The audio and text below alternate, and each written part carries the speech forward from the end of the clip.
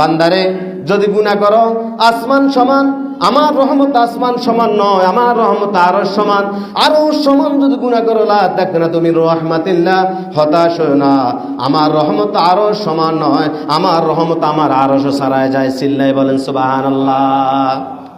আমার বান্দা কেন অহংকার করো, কেন অহংকার করো, কেন নিজেকে নিজে বাহাদুর ভাবো, কেন ক্ষমতার বড়াই করো, কেন টাকার বড়াই করো, কেন ক্ষমতার বড়াই করো, কেন দলের বড়াই করো, কেন আজকে রাষ্ট্রের বড়াই করো, কেন শরীরের বড়াই করো, কেন শরীরের ক্ষমতার বড়াই করো?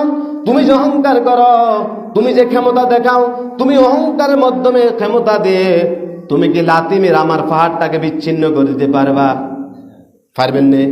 তুমি যে অহংকার করো, লাথি মেরে আমার পাহাড়টাকে বিচ্ছিন্ন করে দিতে পারবা? তুমি যে অহংকার করো, তুমি কি লাভ দিয়ে আমার আসমানের উপর উঠে যেতে পারবা? পারবেন কেউ? পৃথিবীর জমিনে এমন কোন মানুষ আছে?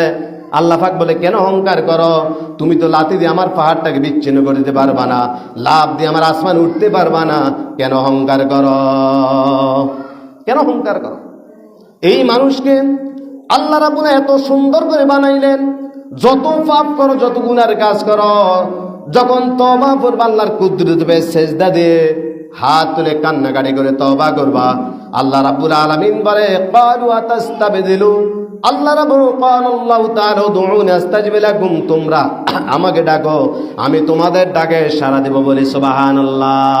তার মানে হলো যখন তওবা করবেন, ইস্তেগফার করবেন, নাফরমানি থেকে মাফ চাইবেন, আল্লাহ পাক বলে সঙ্গে সঙ্গে আমি তোমাকে মাফ করে দেব বলে সুবহানাল্লাহ।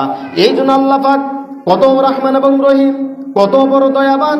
বান্দা যখন নাফরমানি করে, নাফরমানি করে বা যখন বান্দা ঘুমাইতে যায়, যখন বান্দা ঘুমাইতে যায়, ঘুমাইতে যাওয়ার পর দুনিয়ার কেউ তোমাকে পাহারা দেয় না সারা রাত্র, আল্লাহ পাক বলে আমি সারা রাত্র তোমাকে পাহারা দেই বলি সুবহানাল্লাহ।